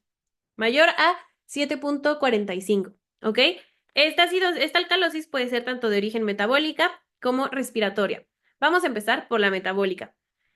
Una alcalosis metabólica. ¿Qué quiere decir alcalosis? Que hay un exceso de bases, ¿ok? Por lo tanto, las etiologías pueden ser por pérdidas de ácidos. ¿Como cuál? Como vómito excesivo. Acuérdense que tenemos ácido clorhídrico en el estómago. Eso es lo que hace que el pH del estómago sea muy ácido. Por lo tanto, si tenemos un vómito excesivo de estomacal, un vaciamiento estomacal excesivo, vamos a perder ese ácido clorhídrico. Si perdemos ese ácido, entonces van a acumularse las bases. Entonces, una de las causas es vómito excesivo. Otra es una ingesta excesiva de antiácidos. Por lo mismo, ingesta excesiva de antiácidos, eliminamos ácidos y por lo tanto se acumulan más las bases. Y por último, la pérdida de líquidos. Eso lo vimos en renal. Cuando perdemos líquidos, al mismo tiempo por la orina, nos estamos despidiendo del amonio, y del amonio y de otros ácidos. Entonces, al perder ácidos, se acumulan bases. ¿Ok? Esas pueden ser causas de la alcalosis metabólica. En esta alcalosis metabólica, cuando la veamos en una gasometría, vamos a ver que nuestra cantidad de hidrógenos está disminuida, nuestra cantidad de bicarbonato está aumentada y nuestra cantidad de CO2 está aumentada, pero vamos a ver por qué aumentada. En la alcalosis metabólica va a tener dos tipos de compensación, una compensación respiratoria y una compensación renal, ¿ok? La compensación respiratoria va a provocar una hipoventilación. ¿Qué quiere decir esto de hipoventilación? Como que va a evitar va a guardar el CO2 que tenemos para no deshacernos de él. O sea, va a tratar de guardar el poquito ácido que tenemos que no se vaya. Entonces va a provocar hipoventilación.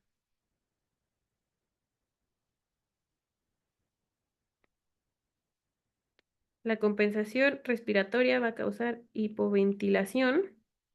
Así lo voy a dejar. Y va a guardar el CO2. Por eso nuestro CO2 está aumentado.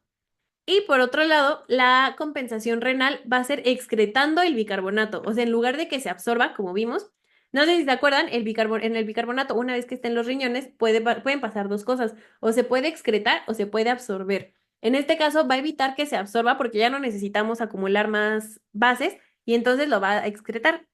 Entonces, la compensación renal va a ser excretar bicarbonato y por lo tanto aumentar, y así se aumentan los ácidos. ¿Dudas con alcalosis metabólica? Sí, yo tengo una pregunta. Dime. ¿Cuál podría ser una antiácido? O sea, en la ingesta excesiva de antiácidos, ¿cuál podría ser un ejemplo de un antiácido? ¿Han escuchado los Tums? Que son como pastillitas que venden así en las, ¿cómo se dice? Así en el súper venden los Tums. Déjenle, les busco una foto y se las mando. Son pastillitas así que se llaman antiácidos y se lo toman normalmente la gente que tiene gastritis, que le dan agruras. El Pepto-Bismol, por ejemplo, también es un antiácido. Porque evita que el pH del estómago sea tan ácido y que entonces que se provoquen úlceras. No es malo tomarlas, pero sí en exceso. Miren, les voy a mandar una foto al grupo.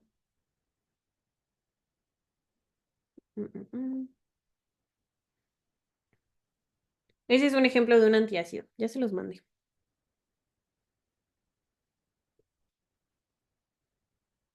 ¿Alguna otra duda?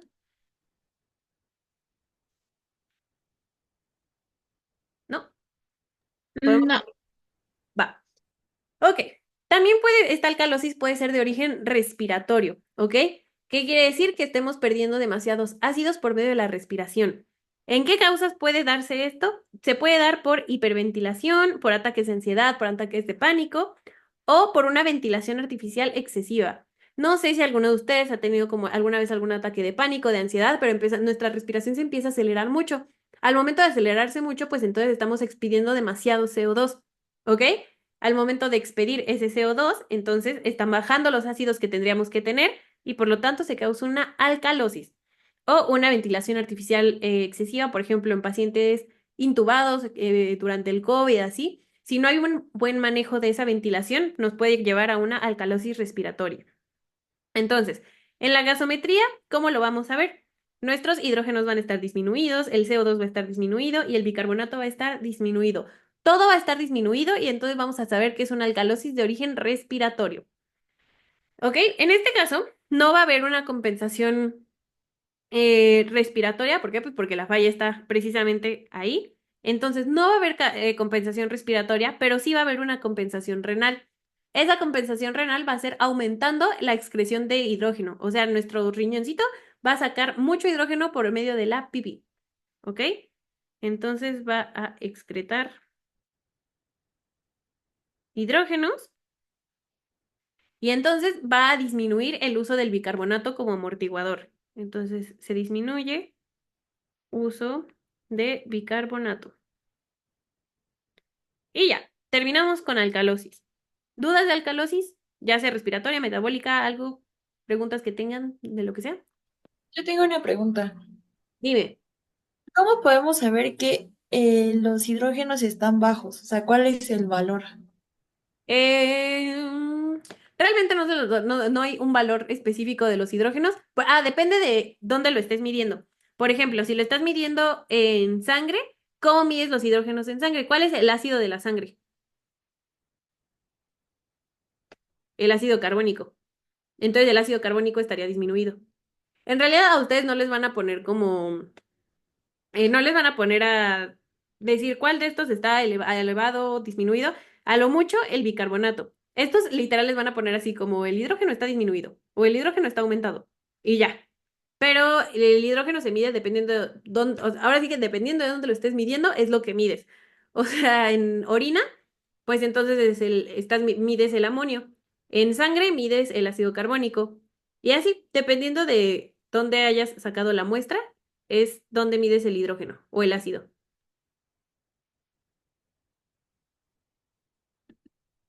¿Ok? No sé quién preguntó. Sí, ok, gracias. Ok, ¿y Ali? Tengo una pregunta. Entonces, bueno, el bicarbonato se reabsorbe y lo podemos excretar también.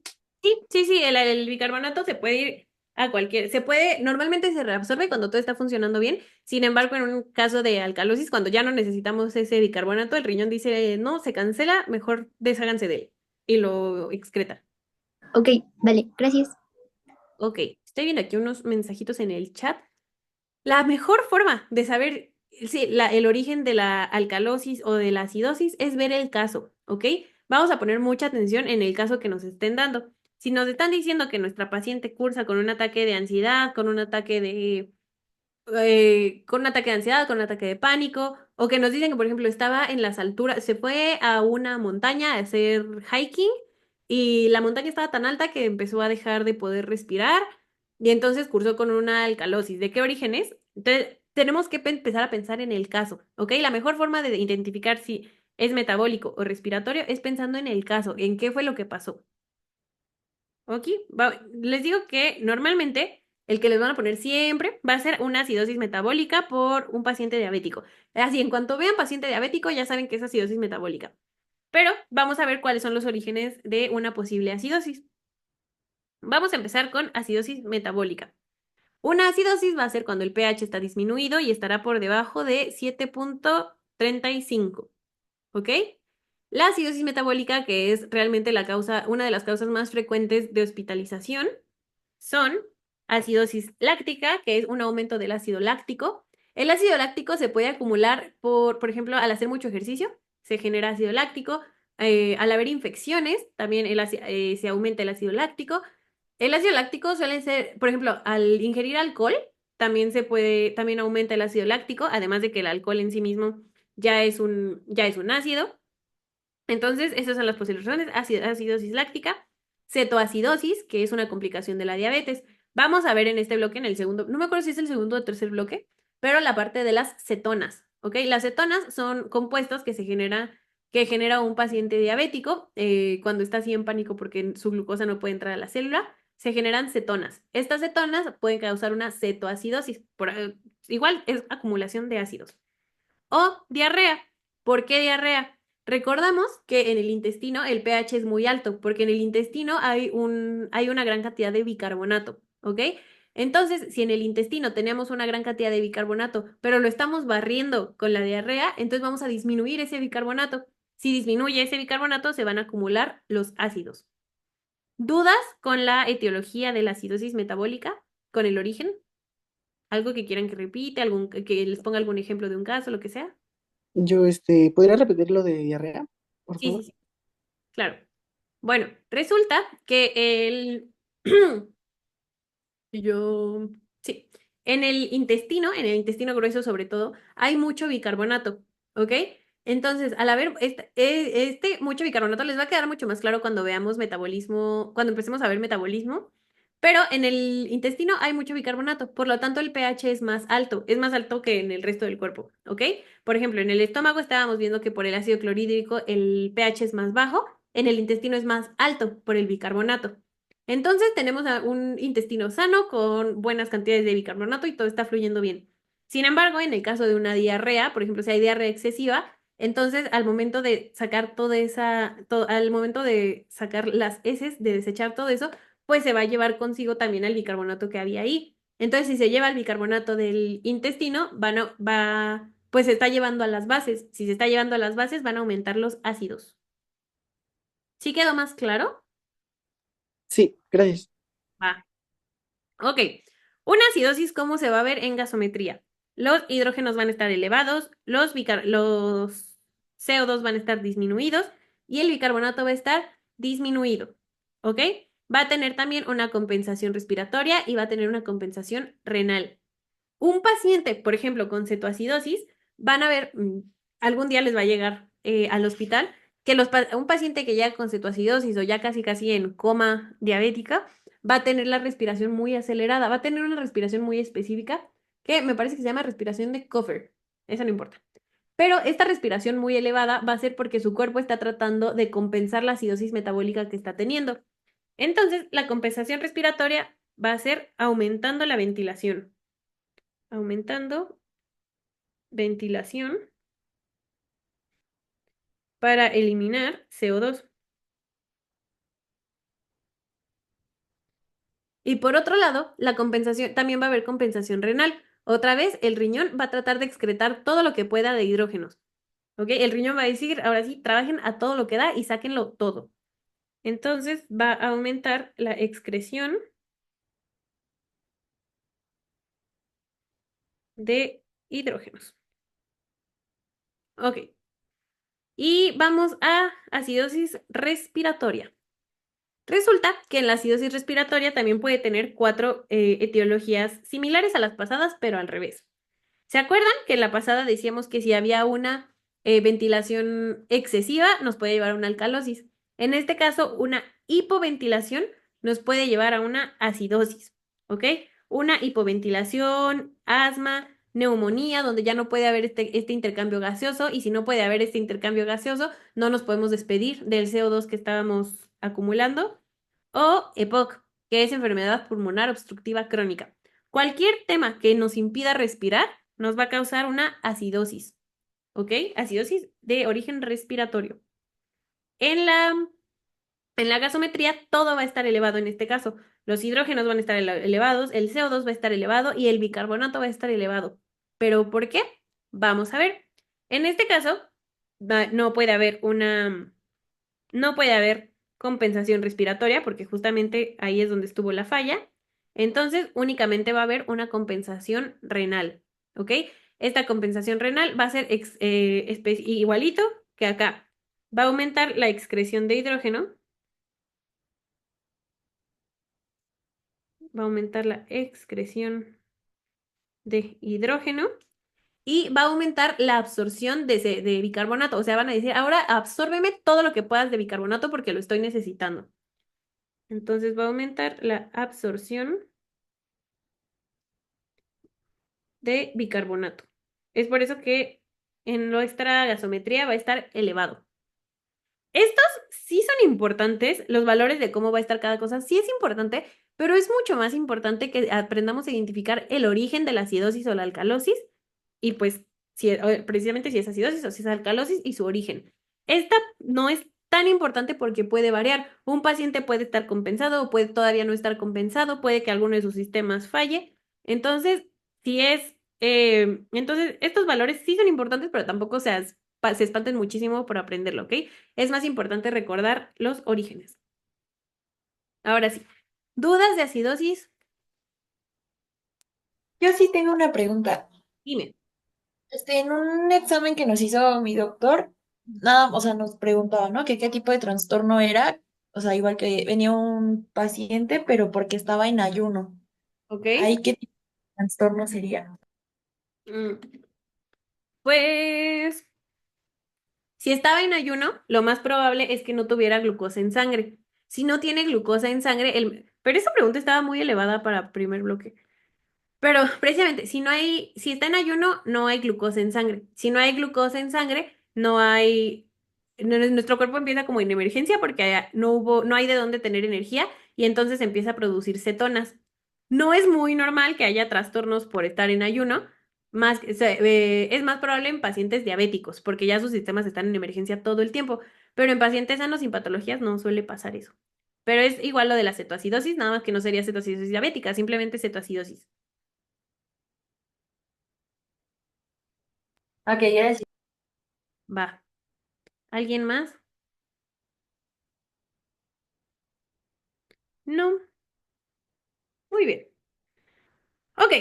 Hay otro modo de descubrir ya tenemos una acidosis metabólica. O sea, ya sabemos que nuestro paciente tiene acidosis metabólica. Hay una forma de ver si esa acidosis metabólica fue causada por muchos ácidos en sangre o por pérdida de bicarbonato.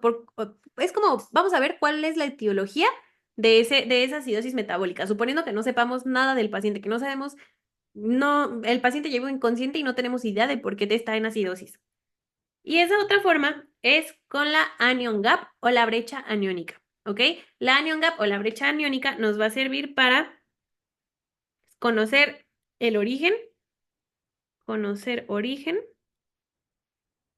de la acidosis metabólica. De la acidosis metabólica.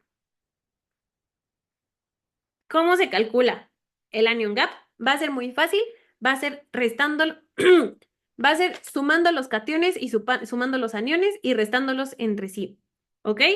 Entonces, básicamente vamos a sumar lo que tengamos de sodio más lo que tengamos de potasio y eso se lo vamos a restar a lo que tengamos de cloro más lo que tengamos de bicarbonato.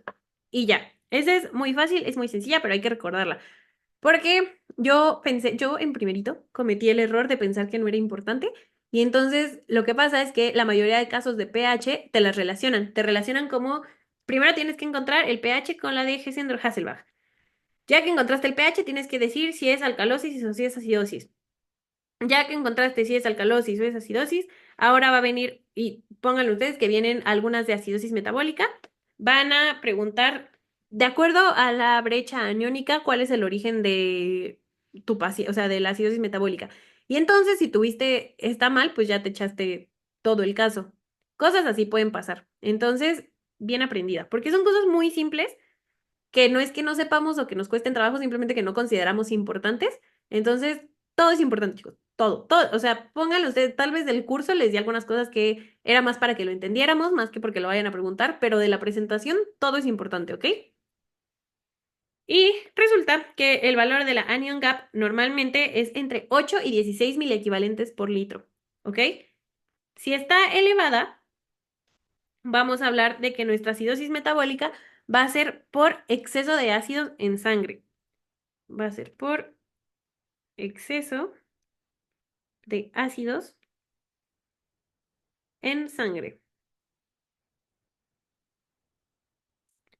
En cambio, si nuestra anion gap está disminuida, va a ser por una pérdida excesiva de bicarbonato. Entonces va a ser por pérdida excesiva de bicarbonato. ¿Y qué creen? Eso es todo. Por fin terminamos. Pero antes de terminar, ¿alguien tiene alguna duda de lo que sea? ¿Quieren que me regrese a algo?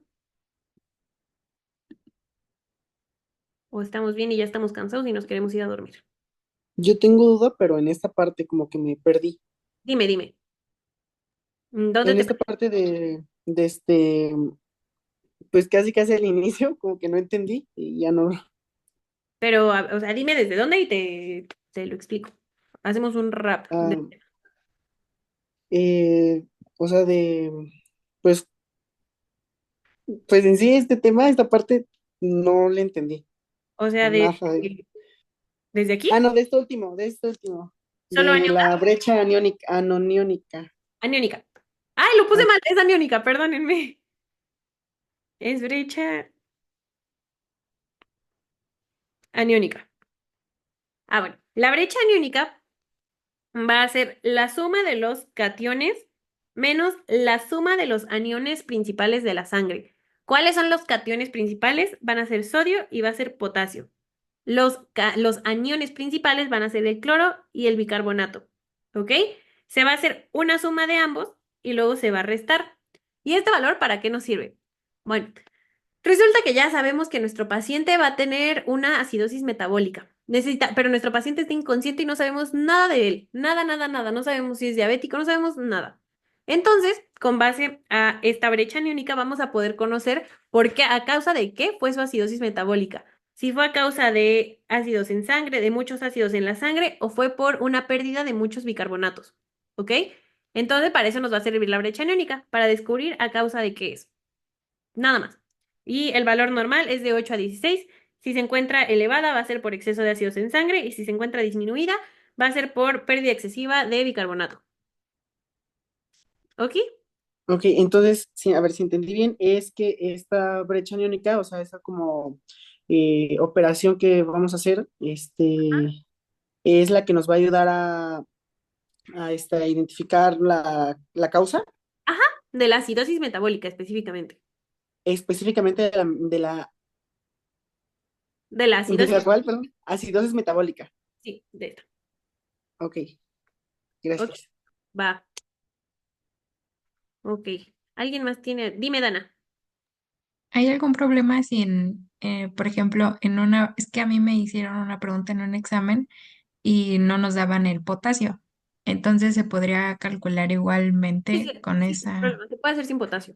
Y es lo mismo. O sea, si es excesiva, es ácidos en sangre. Si es disminuida, es pérdida de bicarbonato. Ah, ok, gracias. Va. Igual porque también chequé el material del departamento y hay en el syllabus hay una donde viene solita el sodio y en los libros viene los dos. Entonces, con cualquiera de las dos lo pueden sacar, pero el valor de referencia es exactamente el mismo. Dime, Megan. Entonces, para el caso de la brecha aniónica, únicamente es para la acidosis metabólica. Sí, o sea, nada más para eso.